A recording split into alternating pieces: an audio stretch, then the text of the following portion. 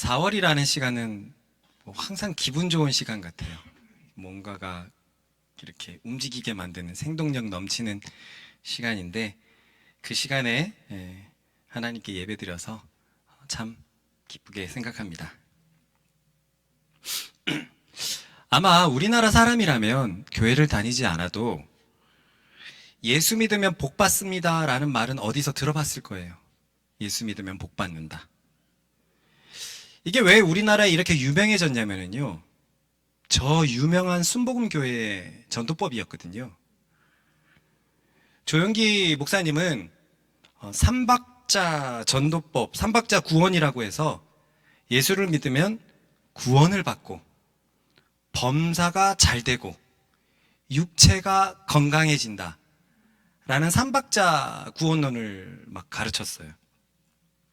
예수 믿으면 구원을 받고 영적인 축복을 받고 범사가 잘 되고 물질적인 축복을 받고 건강해진다, 육체적 축복을 받는다라는 것이 이게 삼박자 구원론이고요. 이것을 해석하면 구원을 받고는 하나님과의 관계가 회복이 된다라는 뜻이고, 범사가 잘 된다는 것은 가난의 저주로부터 회복된다라는 말이었고요.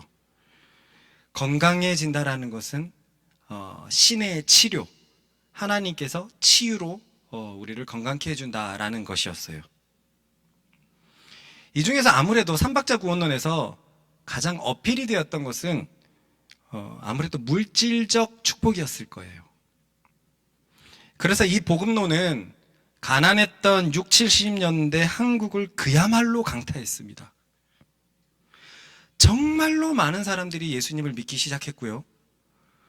지금은 어떻게 될지 모르겠는데 당시에는 기네스북에 오를 정도로 10년인가 20년 만에 예수 믿는 사람이 나라의 인구가 5배가 성장하는 시기가 되었었어요. 그리고 조영기 목사님의 교회의 신도수는 자그마치 70만 명입니다. 70만 명. 양천구 전체 주민이 70만 명이 안 되거든요. 70만 명이라면 지방 대도시들도 70만 명이 안 돼요. 그 정도의 인구가 한 교회에 몰려들 정도로 정말 그야말로 강타했죠. 그래서 한국 사람이라면 예수 믿으면 복 받는다라는 말을 잘 알고 있을 거예요. 안 그래도 복 좋아하는 우리 민족인데 딱 들어맞았던 것입니다. 그런데 예수 믿으면 복 받는다 이 말이 사실은 반은 맞고 반은 틀린다는데 문제가 있습니다. 절반이 맞는 이유는요, 예수 믿으면 정말 복을 받는 것은 사실입니다. 복도 받지 않는데 누가 예수 믿을까요? 그런데 절반이 틀린 이유는 조영기 목사님의 말씀이 틀렸다는 게 아니라 사람들이 생각하는 복과 하나님이 생각하시는 복이 다르다는 데 문제가 있습니다. 사람이 생각하는 복은 현세의 축복, 물질의 축복이었어요.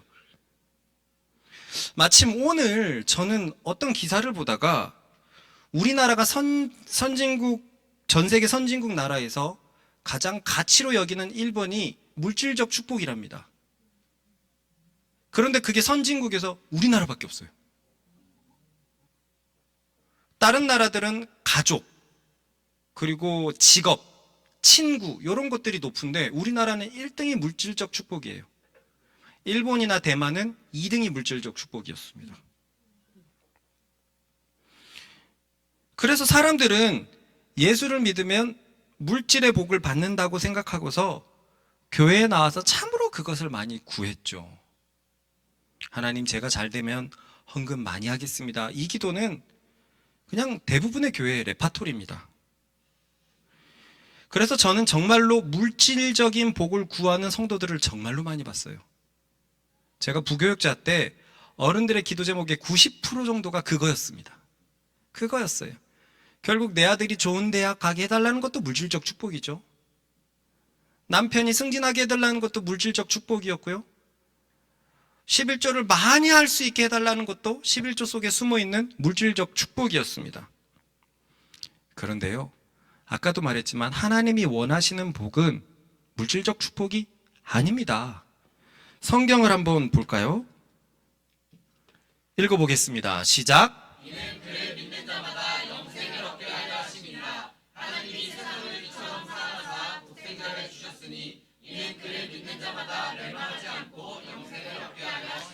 이 말씀 속에는 믿는 자에게 무엇을 주시죠? 그런데 이 구절뿐만이 아닙니다. 또 읽어보겠습니다. 시작.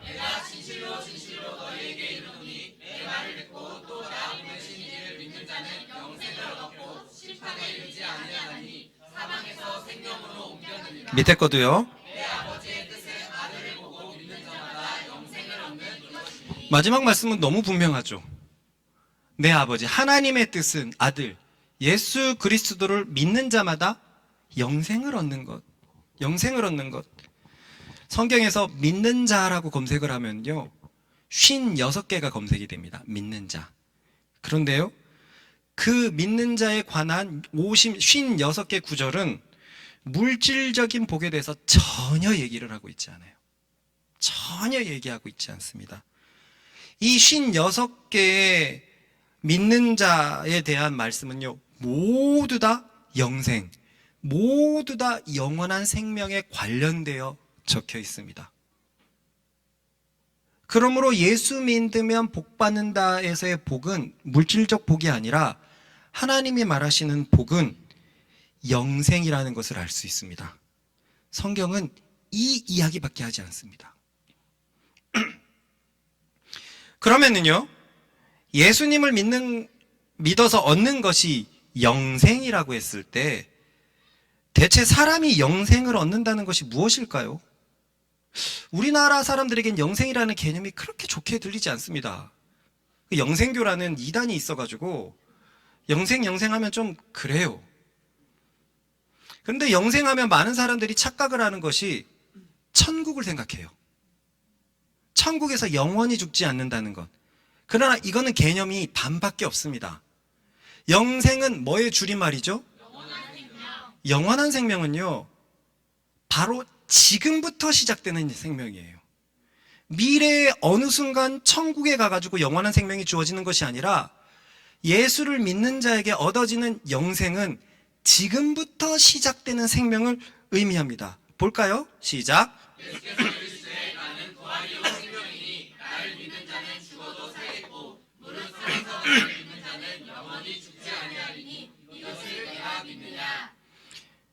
이 말씀을 보세요. 예수님을 믿는 사람은 죽어도 살겠고 라고 25절에 라고 얘기를 하고 있죠. 그리고 26절에서는 살아서 나를 믿는 자는 영원히 죽지 않는다라고 말하고 있습니다. 일단 이 말씀을 처음 보면 이해하기 힘들어요. 25절은 이해하기가 쉽습니다. 나를 믿는 자는 죽어도 살겠다라는 것은 예수님을 믿다가 죽으면 천국에 가나 보는구나 라고 생각하기가 굉장히 쉬워요. 그죠? 문제는 26절인데요. 나를 믿는 자는, 살아서 나를 믿는 자는 영원히 죽지 않는다는 거예요. 살아있을 때 예수님을 믿으면 영원히 죽지 않는다.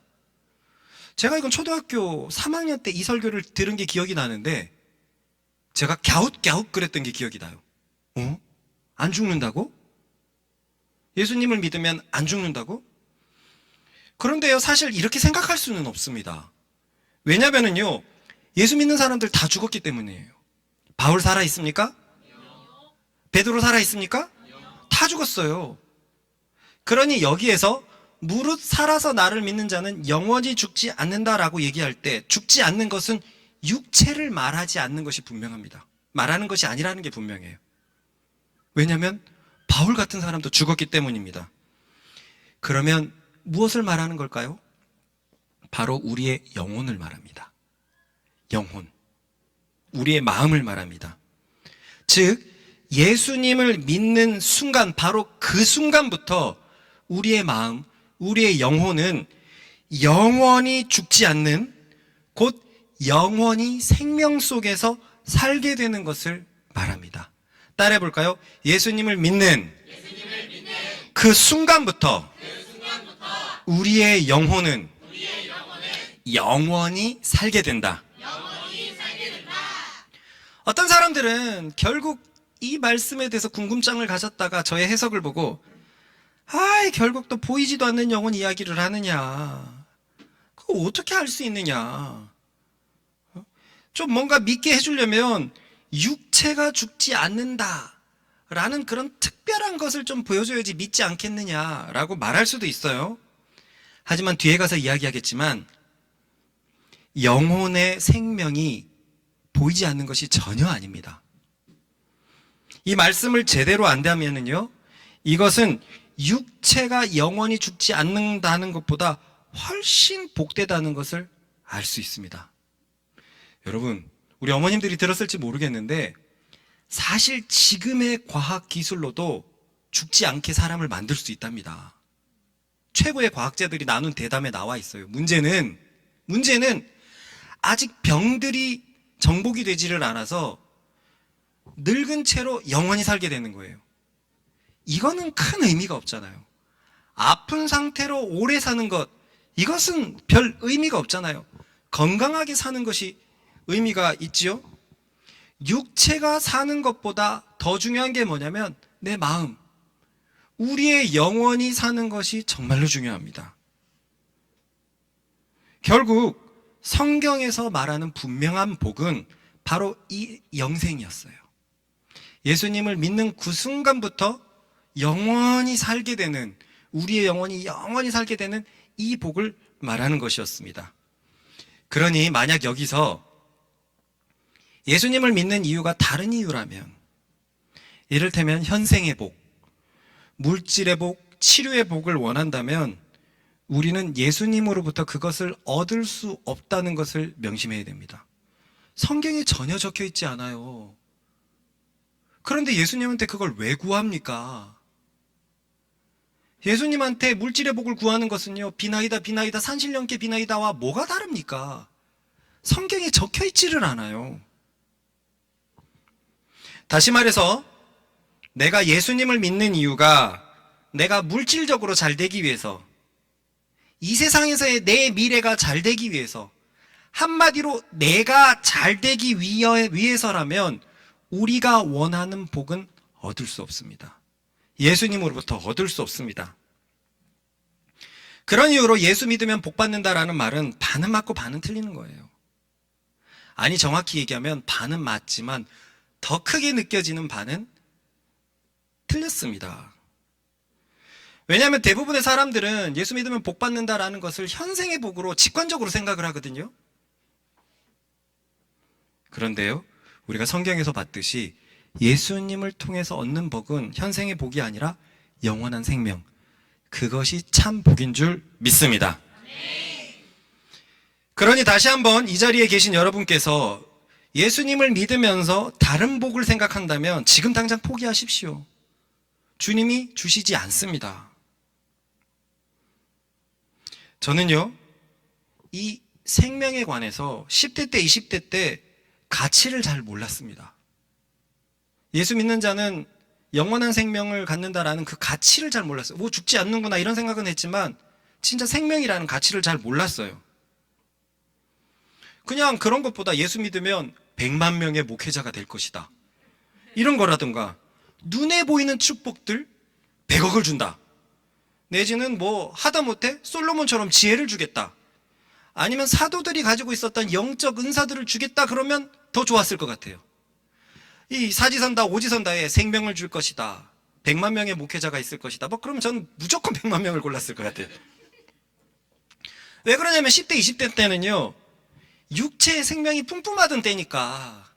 아까 아기들 저 달릴 때 보세요. 생명이 흘러 넘치는 겁니다. 몸이 감당을 못하는 거예요. 몸이 감당을. 계속 뛰어도 에너지가 흘러 넘치니까. 그러나 나이가 들면서 진짜 안 뛴단 말이죠. 그래서 언제 뛰었나 싶기도 하고 그런 인생을 살아갑니다. 그렇기 때문에 젊었을 때, 에너지가 넘칠 때는 생명의 가치를 잘 모릅니다. 그런데 이제 제가 인생의 거의 50년을 살아보니 생명의 가치, 즉 살아있다는 것의 가치가 얼마나 대단한지 느끼고 있는 요즘입니다. 여기 있는 모든 분들 한번 인생 속에서 가장 힘들었던 시간을 떠올려 보세요. 그때 여러분들은 살아있어도 죽은 것 같은 마음으로 살고 있었을 겁니다. 가장 힘들을 그때예요. 사는 게 아닌 것처럼 살아갔죠. 저도 그 시간이 분명히 있었거든요. 다 아시듯이 저의 죄가 제가 있는 거의 모든 영역에 드러났던 2012년도에 저는 정말 사망 속에서 사는 기분이었어요. 실제로 자살도 생각 많이 했었고요. 적당히 했었고요. 온갖 좋지 않은 생각이 나를 지배했어요. 나쁜 생각이 꼬리를 물어갖고 잠을 잘 수 없는 날이 정말 많았습니다. 그때 저는 너무너무 힘들었거든요. 살아있는 게 아니었습니다. 살아있지만 죽은 존재 같았어요. 아무런 소망도 없고 정죄와 부끄러움 속에서 숨을 쉬고 있었을 뿐입니다. 그러니 여기 모두들 어려운 시간을 한번 생각해 보면 살아있지만 살은 것 같이 느껴지지 않는다. 살아있지만 죽은 것 같다라는 말을 어느 정도 이해하실 것입니다. 맞지요? 네. 우리 여기서 제일 어린 우리 의진이도 혹독한 학창시절을 보냈거든요. 살아있지만 내가 살아있는 것처럼 느껴지지 않는 그 상태. 그런 상황에서 그 상황에서 내게 생명이 주어졌다면 우린 어땠을까요? 가장 힘들었던 그때 다시 돌아가갖고 내가 생명으로 뿜뿜한다면 우리는 인생을 어떻게 살아가게 될까요? 모두가 절망해서 허우럭거리고 숨을 안 쉬고 있을 때 한 사람은 생명으로 빛나는 겁니다. 이 사람은 예수를 믿어서 영원한 생명이 그 속에 있거든요. 그리고 그 사람은 실제로 그것을 믿고 그 생명으로 살아갑니다. 여러분, 생명의 가치는 진짜로 대단한 것입니다. 일을 할 때 한번 가보세요. 일터에서 생명력 있는 사람, 정말 생명이 뿜뿜하는 사람, 실수를 해도 다 같이 으쌰 해줄 수 있는 사람. 그런데 뭔 일을 해도 힘들다, 죽을 것 같다, 이런 거 입에 달고 다니는 사람, 그런 사람들과 모여서 일하면 얼마나 힘듭니까? 살아있다라는 것의 가치는 진짜 대단한 것이거든요. 부부들은 어떻습니까? 집에 들어가기가 싫어요. 집에 들어가면 죽는 것 같거든요. 차라리 혼자 있는 게 편해요. 이게 뭡니까? 이런 인생이 뭡니까? 나이가 들면서 내 속에 생명이 있다는 것은 엄청난 거였어요. 엄청난 거였어요. 한번 세상을 돌아봅시다. 살아있는 마음으로 살아가는 사람들이 얼마나 있지요? 일터에서 내 주변에서 만나는 사람들은 생명력이 넘치는 사람입니까? 생명이 있는 사람들입니까? 죽지 못해서 살아가는 사람들이 참 많지 않습니까? 대부분의 인생이 그렇습니다. 너무너무 힘들게 인생을 살아갑니다. 저렇게 티 없이 살아가는 저 아이들이 나이를 들면서 점점 죽어간다는 것은 정말로 애석한 상황입니다. 내가 언제 크게 웃었는지도 모르고, 언제 아무 생각 없이 막 기쁘게 살았는지 모르고, 점점 절망의 늪으로 들어가는 인생은 얼마나 불쌍한 인생입니까? 문제는 이런 인생이 모든 사람에게 펼쳐져 있다는 거예요. 한번 읽어보겠습니다. 시작. 모든 사람이 죄를 지었으므로 사망이 모든 사람에게 이르렀습니다. 세상 살이가 정말이지 쉽지 않아 날마다 힘든 일을 해야 하지 않는가. 그죠? 우리의 인생에서는 사실 넉넉하게 여유 있게 살아가는 사람을 보기가 정말로 힘듭니다. 맞습니까? 네. 정말 힘들어요. 다 쫓기는 채로 다 부정하게 살아가는 것만 같습니다. 그런데 굉장히 좋은 소식이 있습니다.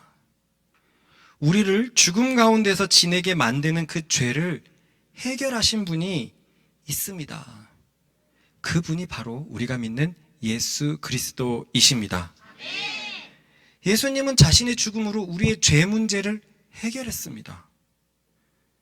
죄를 짓는 모든 사람은 죽음 가운데서 나날이 죽어가면서 사는데, 그래서 결국에는 영원한 죽음의 고통 속에서 살아가야 되는데, 그 고통을 예수님이 대신 받으신 것입니다. 왜요? 우리를 사랑하기 때문이에요. 이유가 없습니다. 지금 부모님들, 자식이 고통받는 고통을 부모님이 대신 지려면 대신 지지 않겠습니까? 지금이라도? 그거의 부모의 사랑이잖아요. 저희 셋째 정금이도 이제 70일이 안 되는데 감기가 들렸어요. 근데 100일 미만의 아이들이 감기 들렸을 때가 진짜 불쌍하더라고요. 쪽쪽이가 걔네들한테는 참 중요한데 코가 막히니까 숨을 못 쉬는 거예요. 그러니까 쪽쪽이 하면 숨을 못 쉬는 겁니다. 괴로운 소리가 나고, 또 이걸 먹을 때 코가 막히니까 분유를 먹을 때 괴로운 소리가 나고, 의로운 때도 느꼈고 정도 때도 느꼈는데, 와, 아이들이 고통도 모르고 고통 속에서 있는 걸 보면 이거 진짜 부모님들의 말이 생각나더라고요. 내가 대신 아파줄 수 있으면 얼마든지 아파주겠다라는 게 진짜로 그때 이해가 됐습니다. 의론이를 처음 낳고 그때 막 코로나 시절이었거든요. 그래서 의론이랑 나랑 격리해가지고 둘이 자는데 이 아이가 자는데 숨을 잘 못 쉬기고 헐떡헐떡 하는 소리가 나는 거예요. 그게 얼마나 불쌍한지, 와, 주님 정말로 내가 대신 아프라면 얼마든지 아프겠습니다라는 기도가 진짜 진심으로 절로 나왔습니다. 사랑하니까요. 예수님이 왜 우리를 위해서 대신 죽음의 고통을 받으셨습니까? 사랑하니까요. 사랑하니까 우리를 위해서 대신 죽으신 것입니다. 이 말씀을 읽어보겠습니다. 시작. 하나님께서는 그리스도 예수를 보내 우리가 지은 죄를 대신해서 벌받게 하심으로써 우리에게 내릴 진노를 멈추셨습니다. 그리스도의 피와 우리가 가진 믿음으로 진노를 거두고 우리를 구원하신 것입니다. 우리를 위해 그리스도께서 화목제물이 되셨다는 말입니다. 성경이 뭐라고 얘기합니까? 하나님께서는 그리스도 예수를 보내서 우리가 지은 죄를 대신해서 벌받게 하심으로 우리에게 내릴 진노를 멈추셨습니다. 그런데 너무나 감사한 소식은 모든 사람을 위해서 그렇게 했다는 거예요. 그래서 이 좋은 소식을 받아들이는 자, 모든 사람은 어떤 사람이라도 누구든지 생명으로 살아갈 수 있습니다. 아까 본 것처럼 실제로 믿는 그 순간부터 우리의 영혼에는 생명이 흐르기 시작합니다. 그런데 여기서 다시 한번 본인이 가장 힘들었던 때를 다시 한번 떠올려 봅시다. 그때 우리는 예수님을 잘 몰라서 죽어서 지냈습니다. 그러나 이제는 정말 좋은 소식이 우리에게 주어졌죠. 예수님을 믿는다면 생명 가운데서 영원히 살아갈 수 있다는 거예요. 그럼 여기에서 어떤 사람은 저에게 이렇게 말할지도 모르겠습니다. 목사님이 가장 힘들었다는 2012년도에도 예수님을 믿고 있었지 않소? 당신은 그때 죽은 것처럼 살아갔다고 했는데 예수님을 믿는 사람은 생명으로 살아갈 것이라며요. 맞습니다. 저는 예수님을 믿고 있었습니다. 그래서 저는 생명이 분명히 있었어요. 그 증거로 지금도 함께하는 제자들을 보면 그것이 증거입니다. 제가 생명이 없었다면 왜 그때부터 지금까지 함께하고 있었겠습니까? 하지만 저의 믿음은 약했습니다. 약했어요. 믿으면 생명이 주어진다는 말은 믿음이 충만하면 충만할수록 생명을 더욱더 경험할 것이고, 믿음이 작으면 작을수록 생명을 조금밖에 경험할 수 없을 거예요. 저는 그래서 예수님을 믿고 있었지만 제 죄가 드러남으로 인해 그때는 정말 사망 가운데 살았던 것입니다. 그래서 이제 와서 돌아보니 두 가지의 사실이 분명했었어요. 첫째로, 저는 죄가 드러났다고 해도 제가 생명 가운데 있었다는 것은 변하지 않는다는 거예요. 제 삶 전체가 생명과 사망의 싸움에서는 생명 쪽에 훨씬 더 있었다는 것은 분명하다는 것입니다. 그리고요, 둘째는 저에게 더 큰 생명을 얻게 하기 위해서 주님께서 저를 치료하셨다는 거예요. 썩은 부분을 드러내어서 도로내려고 주님께서 메스를 드셨다는 겁니다. 자, 이 부분을 한번 생각해 봅시다. 많은 사람들이 예수님을 믿는다고 했을 때 믿음에 대해서 너무 가볍게만 생각합니다. 그저 복음을 듣고 동의만 하면 된다라고 생각합니다. 물론 이 말 자체는 맞습니다. 예수님이 자신의 죽음으로써 우리를 죄로부터 구원했다는 것을 마음으로부터 동의하기만 하면 됩니다. 문제는 내 마음이 진짜냐라는 거예요. 내가 예수님을 받아들이는 것, 즉 내가 예수님을 믿는 그 마음이 진짜냐 하는 것이 중요합니다. 왜냐하면 우리는 살면서 우리의 마음에 대해서 무수히 실망하기 때문입니다. 맞습니까? 우리도 우리를 몰라요. 예를 들어 진심으로 살을 빼려고 마음 먹었다고 한번 생각해 봅시다. 정말 진심이죠. 앞으로 진짜 살을 뺄 거야 라고 얘기했을 때 거기에 가식은 없어요. 그런데 지나고 보니 우리의 진심은 너무나 연약한 것이었습니다. 맞습니까? 그래요. 너무나 연약한 것이었어요. 그러므로 우리가 예수님을 믿는다고 했을 때 우리의 그 진심이 진짜라는 증거가 반드시 있어야 합니다. 그런데 너무나 많은 사람들이 교회 다니면 예수 믿는다고 착각을 하고 있다니까요. 그래서 우리는 예수님을 믿는다고 했을 때 믿음이 진짜라는 증거를 가지고 있어야 되고, 그럴 때 우리는 영원한 생명 속에서 살고 있다는 것이 경험될 것입니다. 이에 대해서 바울 사도가 이렇게 증명할 수 있는 방법에 대해서 알려줬습니다. 오늘 우리가 같이 불렀던 찬송이거든요. 읽어봅시다. 그리스도의 사랑이 우리를 강권하시는도다. 우리가 생각하건대 한 사람이 모든 사람을 대신하여 죽었은즉 모든 사람이 죽은 것이라. 그가 모든 사람을 대신하여 죽으심에 살아있는 자들로 하여금 다시는 그들 자신을 위하여 살지 않고 오직 그들을 대신하여 죽었다가 다시 살아나신 그를 위하여 살게 하려 합니다. 굉장히 유명한 구절이거든요. 첫 구절 굉장히 유명하죠. 그리스도의 사랑이 우리를 강권하시는도다. 그리고 이어지는 말씀이 이건데 마지막 구절을 보면 보라 새 것이 되었도다. 이건 역시 굉장히 유명합니다.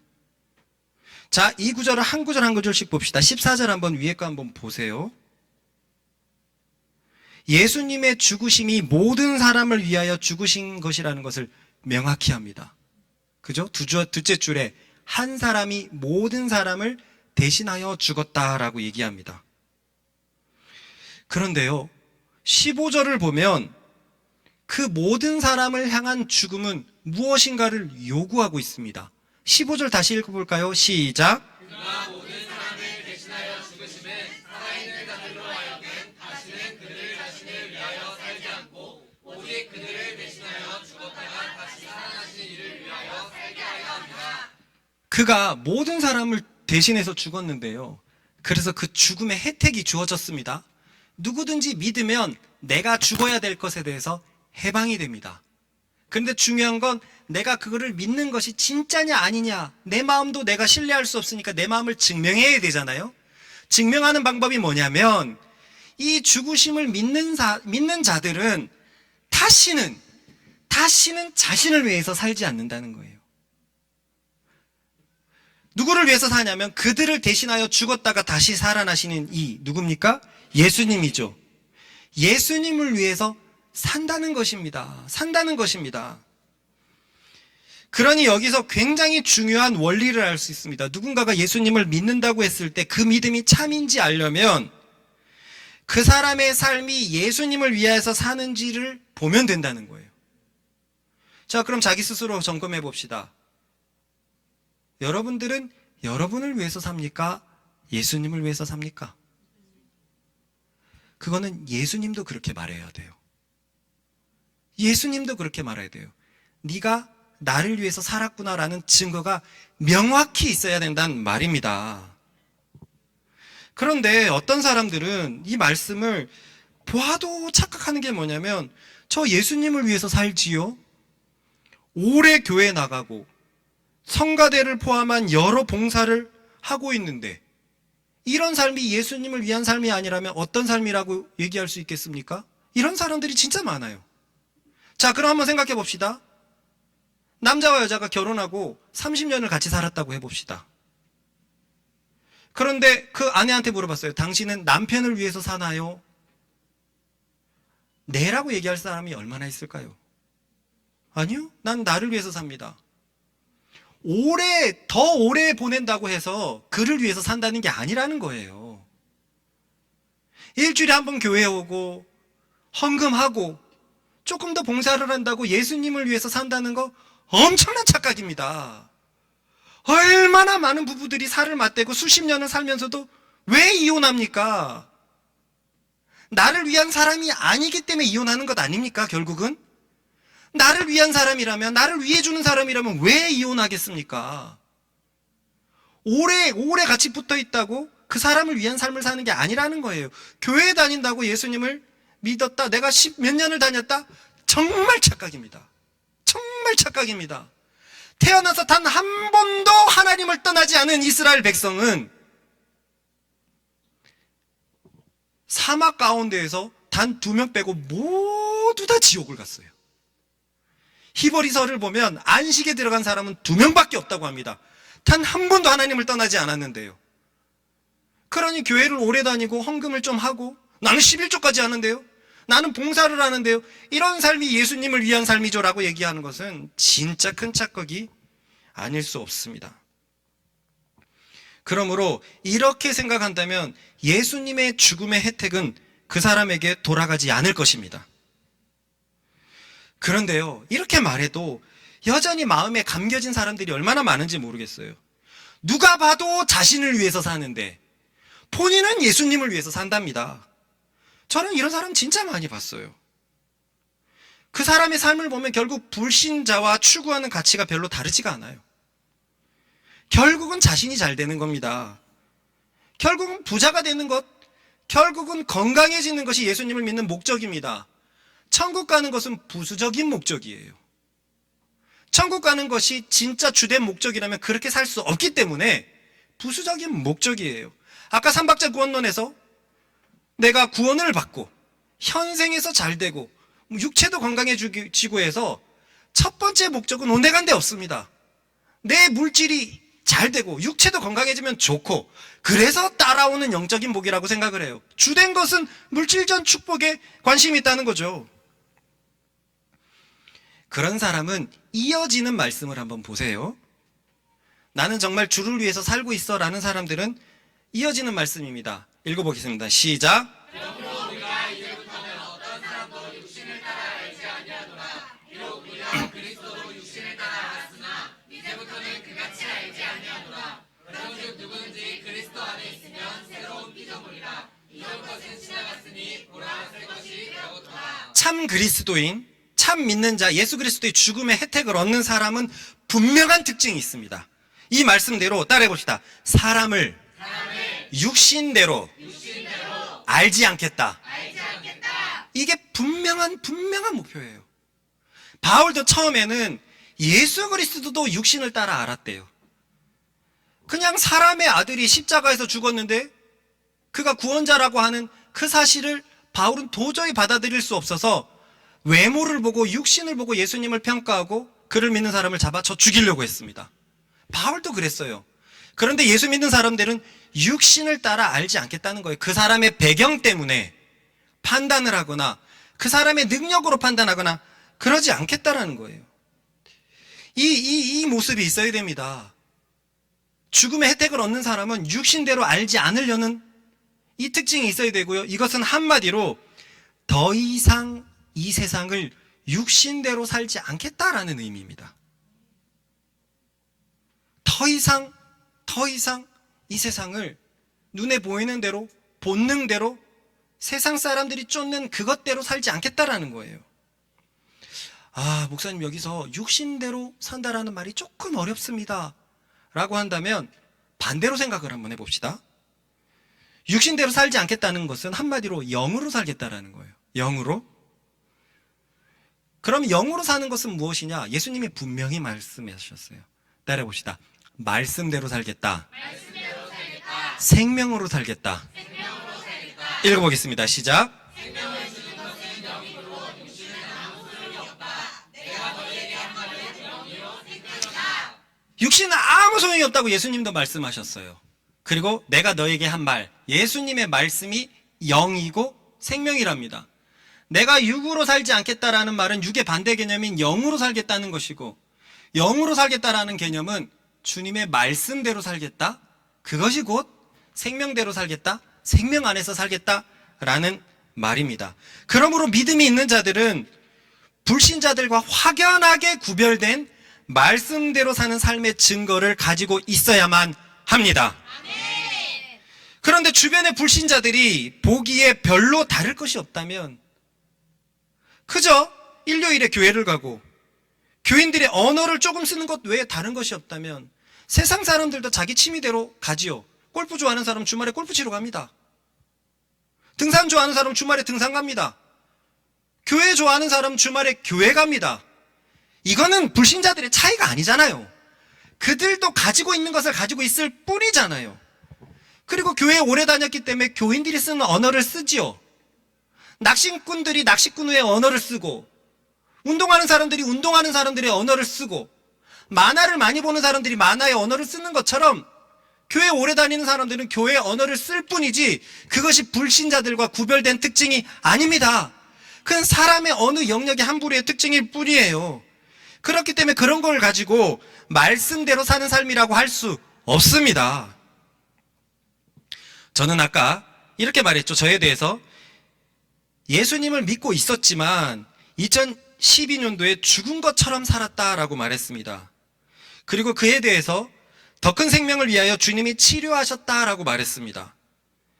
확실히 그때 저는 믿음이 있어서 생명이 있었던 것은 확실하지만 그 생명은 작아서 다른 세상의 것들과 혼재되어 있었습니다. 즉 생명과 함께 육신의 욕망들이 제 속에 혼재되어 있었던 거예요. 하지만 여기서 잘 들어보세요. 저는 주님을 더 원하고 있었습니다. 제 속에 그런 죄가 있다고 하더라도 제 중심은 분명히 주님을 더 원하고 있었습니다. 주님을 더 잘 믿기를 바랬고 더 생명 안에서 살기를 바랬습니다. 그러다가 마침내 내 속의 죄들이 생명과 한 방에서 살 수가 없어서 드러나 버린 거예요. 제가 생명을 계속 원하고 주님대로 사니까 저의 은밀한 죄와 이 생명이 점점 내 속에서 충돌을 하다가 주님께서 그것을 드러내신 것입니다. 그래서 결과적으로 보면 그 죄들이 드러났던 그 시간 자체는 저에게 너무나 힘들고 사망 같던 시간이었지만 지나고 보니까 생명을 위한 대수술이라는 것을 인정하지 않을 수가 없는 거예요. 왜냐하면 그 이후로부터 저는 그 전보다 육체대로 사는 것, 육신대로 사는 것을 훨씬 내려놓게 되었고 자연스럽게 주님을 더 의지하면서 살게 되었습니다. 그 결과로 저의 삶이 마침내 말씀과 가까워지기 시작했습니다. 저는요 예전에도 몇 번 말했지만 총신대학교, 그러니까 20대 후반이고 사역에 이제 막 전적으로 뛰어들 그때입니다. 그래서 대학원생들, 신학대학원생들은 5년 안으로 목사가 돼요. 그러니까 이제 사역을 완전히 앞두고 있던 그때 저의 고민 중에 하나가 뭐였냐면 성경에 있는 교회와 지금의 교회가 너무 다르다는 거예요. 많은 사람들이 초대교회로 돌아가자라고 얘기하는데 초대교회의 모습과 현대교회의 모습이 너무 다르다는 거예요. 더 큰 문제는 뭐냐면요, 실제로 예수님이 추구하는 것과 내가 추구하는 게 다르다는 거예요. 다른 교회를 될 것도 없이 다르다는 거예요. 저는 늘 말하는 것처럼 진짜 큰 교회를 원했습니다. 그래서 교회 중에 많은 교인들이 하나님으로부터 은사를 받아서 각자의 영역에서 힘있는 승리하는 그리스도인들의 모습을 보여주기를 바랬고 그런 사역을 해왔습니다. 그렇게 10대의 마음을 불질렀고 정말 많은 친구들이 함께하고 모였고 그랬었죠. 그런데 어느 날 그런 생각이 드는 거예요. 그 미래에 상상하는 그 큰 교회, 내가 담임하는 그 교회에는 예수님이 사역했을 때처럼 창녀들, 고아들, 세리들, 가난한 사람들이 있을 공간이 없겠다는 거예요. 예수님의 공동체는 그들이 늘 함께 했었잖아요. 근데 저는 세상에서 승리하는 그리스도인들을 바라고 있었으니까 제가 당시 얼마나 아둔했냐면 그래서 어떤 생각을 한 줄 아세요? 그래, 성경에 예수님의 사역에 이런 사람들이 꼭 필요했으니까 이런 사람들이 함께 하니까 예배를 달리 드려야 되겠다. 넥타이 입은 승리부대, 그 부대가 어느 시간에 예배를 드리면 어느 시간에는 가난한 사람들이 모여서 드리는 예배, 고작 제가 생각한다는 정도가 그 정도뿐이에요. 내가 세상의 욕망을 갖고 있으니까 성경의 말씀을 있는 그대로 받아들이지 못한 겁니다. 그래서 순수한 마음으로 주님을 위해서 산다고 하지만 욕망이 함께 혼재되어서 살아가고 있었어요. 하지만 중요한 것은 제 마음은 정말 주님을 원했거든요. 더 주님대로 살기 싶고 말씀대로 살고 싶으니까 하나님 보기에는 얼마나 이상할까요? 말씀대로 산다고 하는 자가 영 어울리지 않는 생각을 함께 가지고 있거든요. 그래서 마침내 이 생각이 둘이 부딪혀서 하나를 드러내게 하시고 하나님께서 수술을 하시면서 저를 지금의 제가 되게 하신 것입니다. 그러고 나니까 그런 죄가 드러나서 제가 아무것도 취할 것이 없고 주님을 더 의지하게 되니까요. 그때부터 희한하게 내 삶이 성경의 삶과 가까워지는 거예요. 제가 야망을 한참 갖고 있고 나름 잘 나간다라고 얘기했을 때는 내 삶이 성경의 삶과 차이가 있는데 진짜 그런 것들이 다 터지고 나니까 묘하게 성경의 삶이 가까워지기 시작한 거예요. 그렇습니다. 저는 그 대수술 이후부터 엄청난 새 생명 가운데서 살고 있습니다. 그래서 저는요, 우리 교인들이 증인이지만 제 인생 가운데 가장 귀한 시간이 2012년이라고 말하고 있어요. 2012년이 아니면 지금의 저는 없고 지금 제가 누리는 감사나 생명과 평안이 없기 때문에 저는 그 시간이 가장 소중합니다. 정말 힘든 시간이었지만 나를 겸손하게 했고 결국 나의 마음을 더욱더 주님을 바라보게 만든 시간이었기 때문에 저는 2012년이 너무 소중합니다. 너무 소중해요. 우리 제자들 기억나나요? 다시금 천국에 가갖고 주님이 저한테 물으시는 거예요. 아들아, 너는 어느 순간에 너를 통해 21세기 성장하는 그리스도 교회 모델의 비전을 받을 것이다. 요 삶과 너는 어느 시간에 네 야망이 다 터져가지고 막 모든 것이 막 그렇게 될 것이다. 이 두 삶 중에서 어떤 삶을 고르겠느냐라고 얘기한다면 후자를 고를 것 같아요. 너무너무 힘들었지만 저한테 너무 큰 생명을 갖다 줬거든요. 진심으로 그 전의 생명이랑 그 이후의 생명은 비할 바가 안 됩니다. 저는 말씀대로 살고 싶었지만 부족한 것이 너무 많았어요. 하지만 그래도 주님을 원했고 그 주님께서는 마침내 드러내 버리셨습니다. 그래서 그 이후로는 말씀대로 사는 삶의 증거를 쉽게 찾을 수 있는 인생이 되어버렸습니다. 이제는 육신대로 살지 않고 감히 영으로 산다라고 말할 수 있는 인생이 되었습니다. 저는요, 정말로 나를 위해서 살고 싶지 않습니다. 주를 위해서 살고 싶고, 그래서 말씀을 따라 살고 싶습니다. 모든 말씀에 순종하고 싶어요. 그것이 제가 주님을 향한 마음이고요. 다시는 나를 위해서 살고 싶지 않아요. 그 시간이 내게 생명을 가져다 주지 않았어요. 내가 잘 되는 것, 내 짧은 미련한 지혜로 내 자신이 잘 되는 그것이 나를 진짜 잘 되게 하지 않았어요.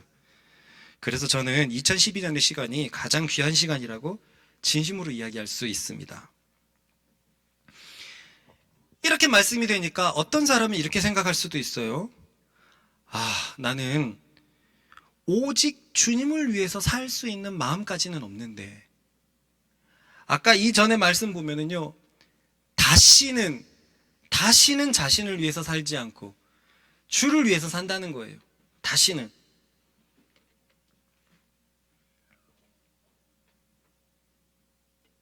여기 안 그래도 그 다음 말씀도 찾아놨네요. 읽어봅시다. 시작. 그가 모든 사람을 대신하여 죽으시는 살아있는 자들로 하여금 다시는 그들 자신을 위하여 살지 않고 오직 그들을 대신하여 죽었다가 다시 살아나신 이를 위하여 살게 하려 합니다. 결론부터 얘기하자면 너무 이 말씀에 눌리지 마세요. 저 역시도 주님을 위해서 살고 싶었지만 내 자신이 살고 싶은 것이 너무 많았어요. 이 말씀이 부담되는 이유가 뭡니까? 자신이 하고 싶고 되고 싶은 게 있거든요. 세상의 욕심을 못 내려놓은 게 있거든요. 그래서 내가 정말 주를 위해서 사는 거야? 나를 위해서 사는 거야? 라고 고민이 되는 사람이 있다면 지금 자신의 마음을 분명히 한번 돌아봅시다. 정말 뭐를 위해서 살고 싶습니까? 나를 위해서 살고 싶습니까? 주를 위해서 살고 싶습니까? 무엇이 우선입니까? 정말 무엇이 우선입니까? 딱 2개밖에 없다면 내가 다 포기돼도 주를 위해서 살고 싶습니까? 아니면 내가 주를 포기하더라도 내가 다 가질 수 있으면 나를 위해서 살고 싶습니까? 아까 말한 것처럼 혹시 주를 위해서 살고는 싶은데 나 자신을 다 포기할 자신은 없습니까? 제가 그런 신앙을 가졌었던 겁니다. 주를 위해서 정말 살고 싶지만 다 포기할 마음까지는 준비가 되어 있지 않았어요. 그래서 저는 당시에 포기하지 못하는 것들이 참 많았습니다. 하지만 우선되는 마음은 주를 위해서 살고 싶다는 거예요. 이 마음은 분명했고 이 마음은 부끄럽지 않습니다. 저는 정말 그전에도 나를 위한 삶보다 주를 위한 삶을 살고 싶었습니다. 그런데요, 따지고 보면 이 세상의 모든 사람들에게는 이 2가지 삶밖에 없습니다. 자신을 위해서 살 것인가, 주를 위해서 살 것인가, 이 2가지의 삶밖에 없어요. 천국과 지옥 앞에서 어중간한 삶은 없습니다. 그래서 지금 자신 한번 깊게 돌아보고 나는 주님을 위해서 살고 싶은 것이 우선이다 라고 정말 생각이 된다면, 그리고 그에 따른 증거도 가지고 있다면, 그 증거는 아까 아무도 육체대로 판단하지 않는 삶, 육체대로 살지 않는 삶, 영으로 사는 삶, 말씀대로 사는 삶의 증거를 가지고 있다면 그 사람은 분명히 참 믿음을 가지고 있는 게 분명합니다. 아무리 봐도 나는 나 자신을 위해서 사는 것 같은데, 그런데 주를 위해서 살고자 하는 마음이 우선되어 있다면 그 사람은 참 믿음을 가지고 있는 게 분명해요. 하지만 그 믿음은 예전에 저처럼 작은 상태겠죠. 이런 사람들은 저처럼 하면 됩니다. 주님을 위해서 살고 싶다고 기도하고 진심으로 원하면 돼요. 그러나 만약 나를 위한 삶과 주를 위한 삶에 대해서 분명하게 판단을 못 내리겠다면 아무래도 그 사람은 자신을 위해서 살고 있을 확률이 더 큽니다. 당연히 이 사람에게는 믿음의 결과들인 생명의 축복도 발견되지 않을 거예요. 이런 사람들은 참으로 회개해야 됩니다. 왜냐하면 우리 속에서 주님이 살아계시는 증거가 너무 명백해요.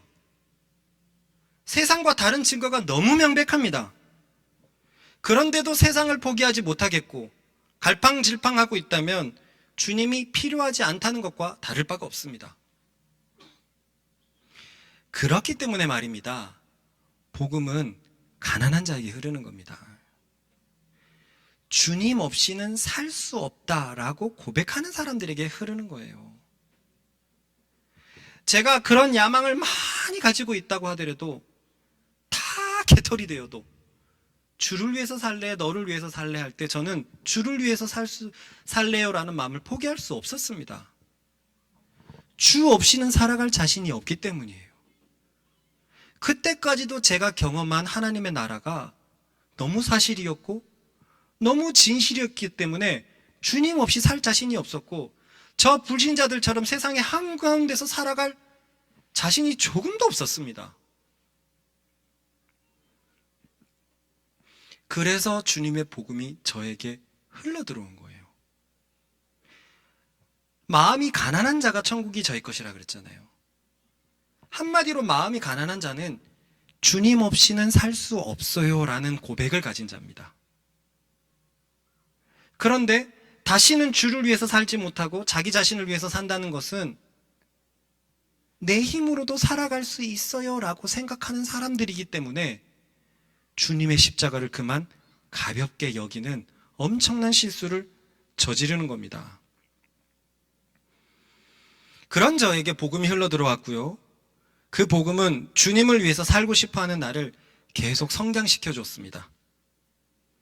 성장하는 그 시간은 몹시도 아프고 힘들었지만 성장하고 보니까 2012년의 경험은 무엇과도 바꿀 수 없는 너무 귀한 생명의 약과 같은 시간이었어요.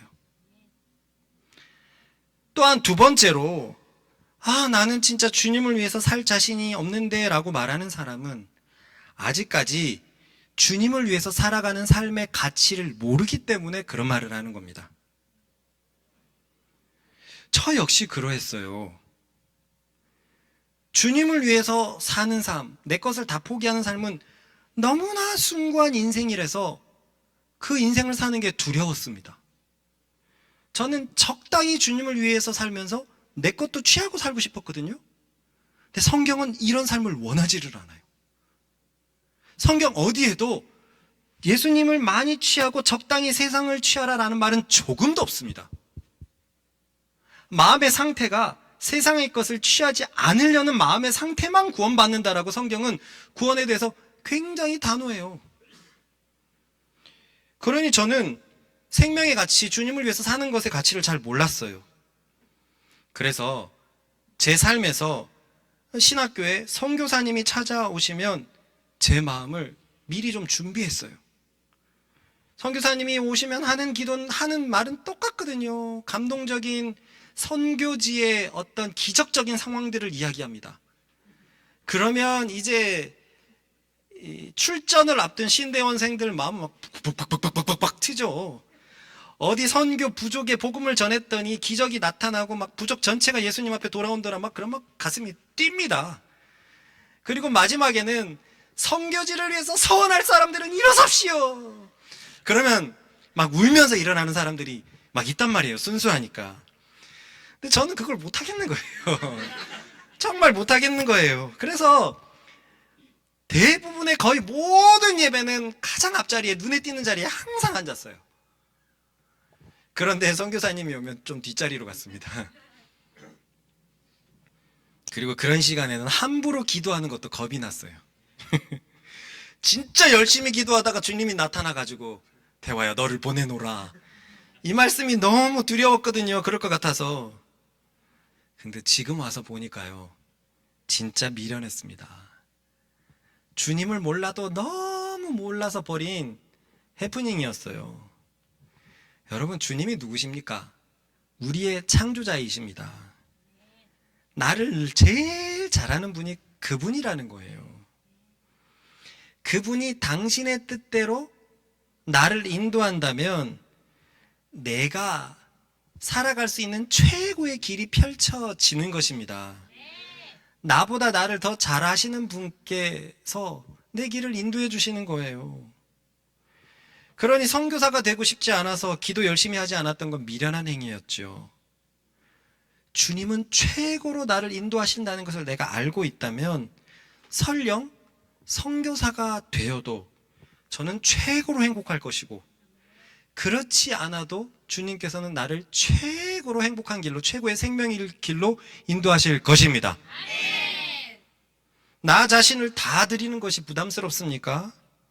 다시 말하지만 주님을 몰라서 그렇습니다. 주님은 우리의 창조자이십니다. 우리의 찬송 중에 이런 찬송이 있죠. 우리가 아까 불렀는데요. 그대 지금 있는 자리에서 성실히 최선을 다하세요.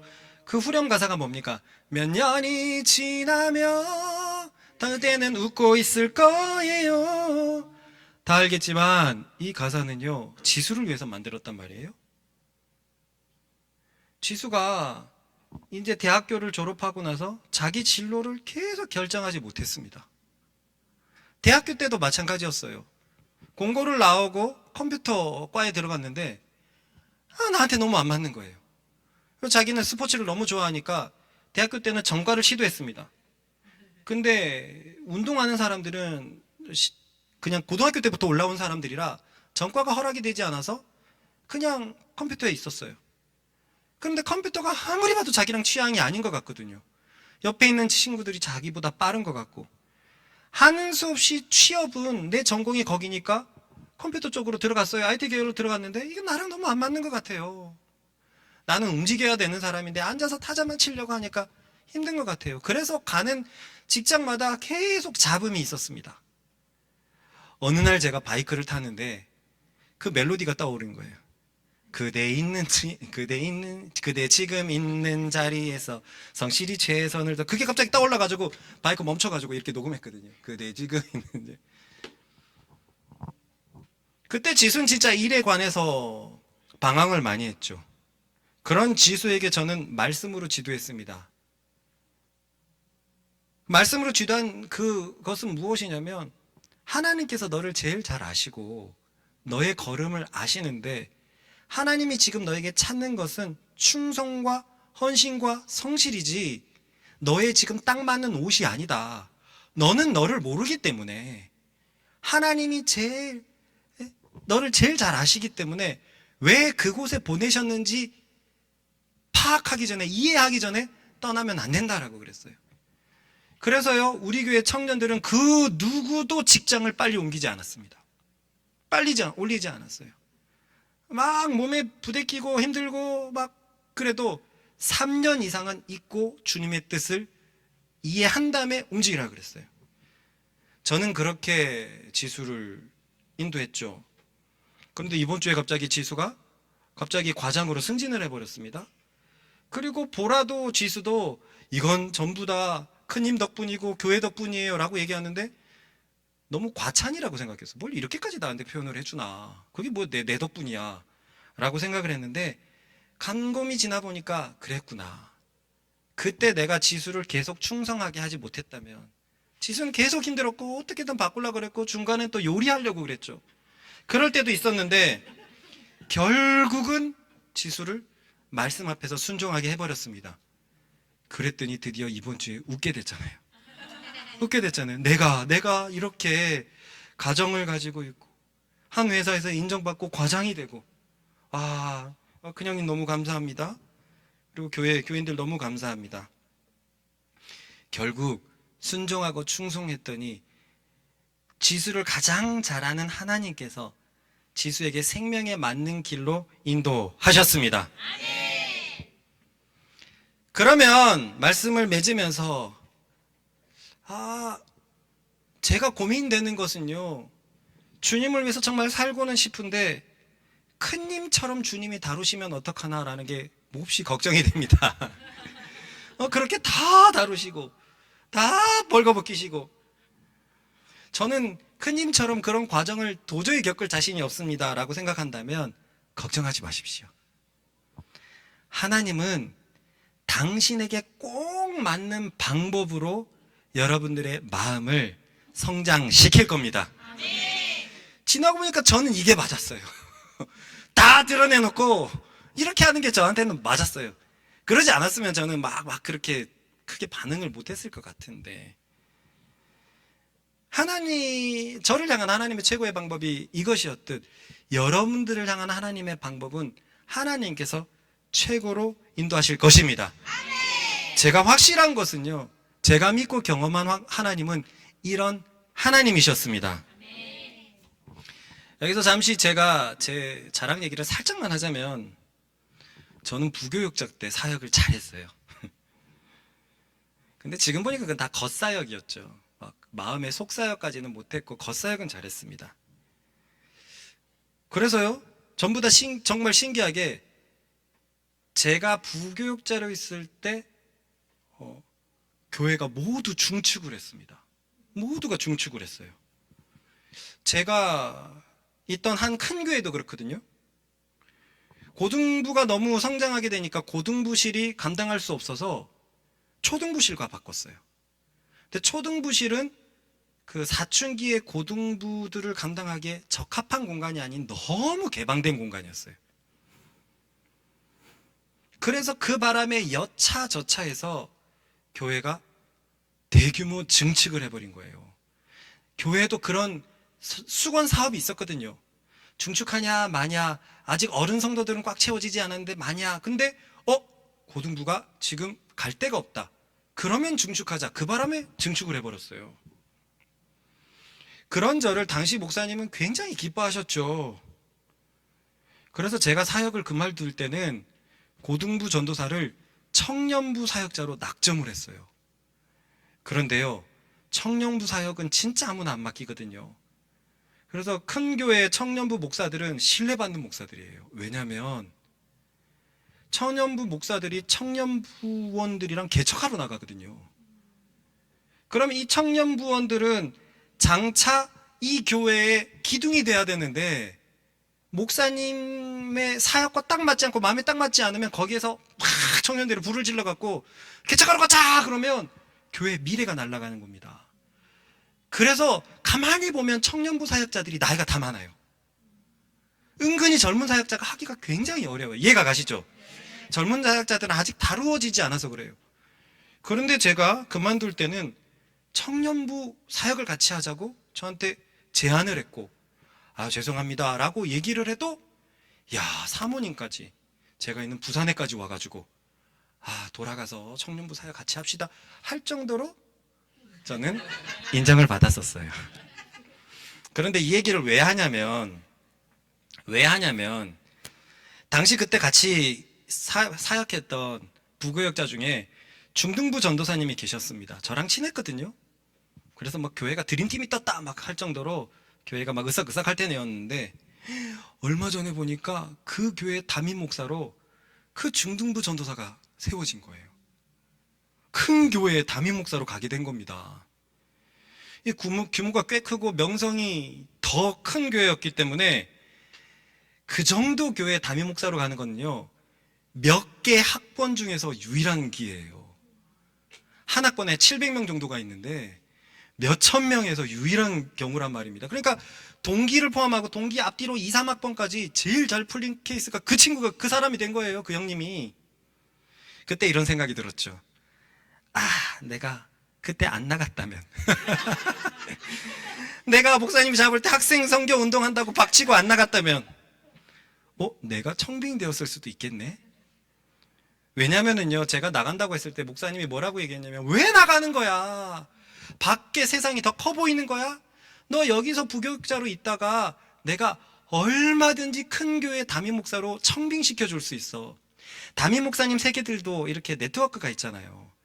그러면 이제 누군가가 은퇴를 할 때 담임 목사님들에게, 신뢰하는 담임 목사님에게 물어본단 말이에요. 어디 젊은 부교육자 없냐? 우리 교회 맡을 수 없는. 내가 그때 큰 교회를 얼마든지 지원해 줄 수 있는데 왜 나가는 거야? 그럴 정도였어요. 그런데요, 제가 그래서 처음에는 기분이 이상하더라고요. 이 형님이 이런 큰 교회에 담임 목사가 됐다고? 근데요, 제 마음에 동요가 전혀 없는 거예요. 진심으로 동요가 전혀 없는 거예요. 왜냐하면 저는 지금이 너무너무너무너무 행복하거든요. 사회적 모든 요건은, 육체적인 요건은 거기가 훨씬 낫겠죠. 그런데 내 내면이 누리는 요건은 여기가 훨씬 낫다는 거예요. 저는 지금의 생활이 너무 만족스럽고 감사할 따름입니다.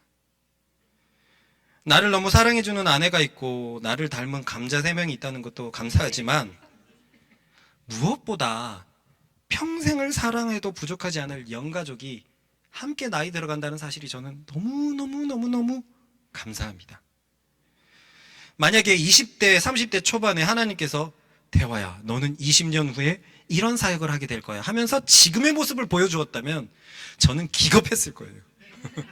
너무너무 실망하고 40일 금식을 했을지도 몰라요. 주님, 그건 안 됩니다. 철회해 주십시오. 분명히 잘 모를 때는 이 삶이 나에게 딱 들어맞는 삶인 줄 몰랐었어요. 나에 대해서 모를 때는 세상이 말하는 큰 교회가 더 좋아 보였단 말입니다. 그런데 이렇게 터지고 저렇게 성장하고 이렇게 인도되어 보니, 지금 와서 보니, 아니, 하나님이 어떻게 나를 이렇게 딱 맞게 인도하시지 싶습니다. 여러분들은 그렇지 않습니까? 작은 교회지만 이 정태화라는 사람이 가지고 있는 영향력이 이 교회에 얼마나 잘 들어맞고 있습니까? 하나님은 우리보다 더 잘 아시는 분입니다. 그래서 내가 하나님께 다 드리라는 게 두려울 수 있어요. 믿음이 연약할 때는, 이상한 걸로 보내시는 거 아닐까? 나한테는 이렇게 하지 않을까? 그건 하나님을 모르는 행위예요. 정말 하나님을 모르는 거예요. 나를 지으신 하나님이 내가 어떻게 살아야 하는지 완벽한 플랜은 그가 가지고 계십니다. 주님, 저는 부족하지만 주님 뜻대로 살고 싶어요. 나 자신을 다 드리면서 주님을 위해서 살고 싶어요 한다면, 여러분에게 맞는 방법대로 그렇게 부드럽게 인도하시는 하나님이 우리가 믿는 하나님이십니다. 성경은 이렇게 얘기하고 있죠. 읽어봅시다. 시작.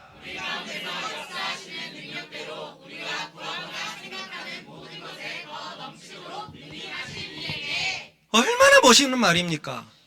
우리가 생각하는 것보다 더 넘치도록 하시는 분입니다. 내 생각은 요게 최선이에요. 미래를 모르니까요. 나를 모르니까요. 하나님은 모든 것을 알고 있고 나의 유일한 최선을 알고 계시는 분이십니다.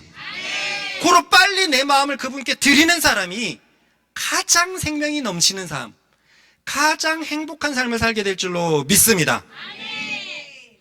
저는 진짜 지금 생명이 넘치는 삶을 살고 있어요. 저는 예수님을 믿는 복을 마음껏 누리고 있습니다. 그래서요, 저는 주님을 믿는 것이 너무 즐겁고 주님을 권유하는데도 아무런 부끄러움, 거리낌이 없습니다. 예전에는요, 목사가 돼야 될 사람인데도 전도하는 게 부담스러웠어요. 왜요? 내가 갖고 있는 것이 얼마나 대단한 줄 몰랐거든요. 지금은 그러지 않습니다. 그 복음이 한 사람의 인생을 최상으로 회복시켜 줄 수 있다는 것을 저는 확신하고 제가 경험했기 때문에 누구를 만나도 복음을 전하는 것에 대해서는 거리낌이 없어져 버렸어요. 그렇게 제 삶은 복음으로 인해서 완전히 바뀌어 버렸고 이제는 여러분들이 느낄 만큼 주변에 생명을 흘려보내는 사람이 되었습니다. 예수 믿으면 복 받는다라고 했을 때 그 복이 물질의 복이 아니에요. 생명의 복입니다. 저는 지수에게 생명을 흘려보냈죠. 여기 있는 사람들에게 생명을 흘려보냈죠. 여러분들이 믿음으로 더 성숙해지면 여러분이 밟는 땅에 생명을 다 흘려보내는 생명의 전도사들이 될 줄로 믿습니다. 그렇게 하나님 앞에 꼭 맞는 삶이 가장 행복한 삶이에요. 저는 이 삶을 모두가 경험했으면 좋겠습니다.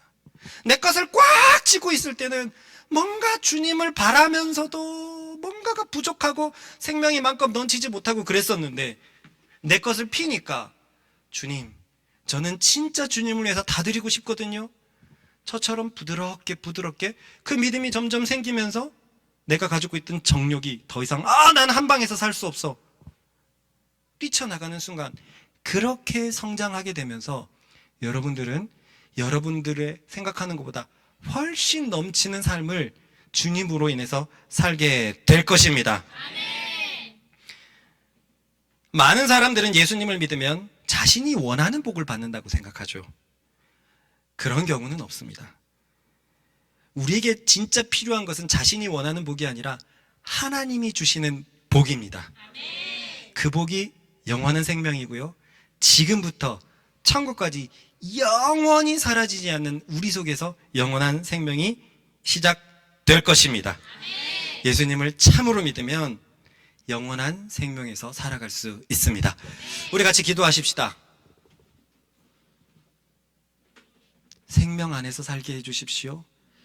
주님의 가치를 알게 해주시고 예수를 믿는다 그랬을 때 그 믿음의 증거가 내게 있게 하시고 현생의 복을 쫓는 것이 아니라 하나님의 복, 영원한 복을 쫓겠노라고 주님, 내가 두려웠지만 다 드리는 것에 대해서 주저주저 했지만 우리 목자도 저런 인생이 있었다고 하니 주님 손에 맡깁니다. 나를 당신이 원하시는 최고의 삶으로 인도해 주십시오. 우리 주여 한번 크게 주같이 기도합니다. 주여!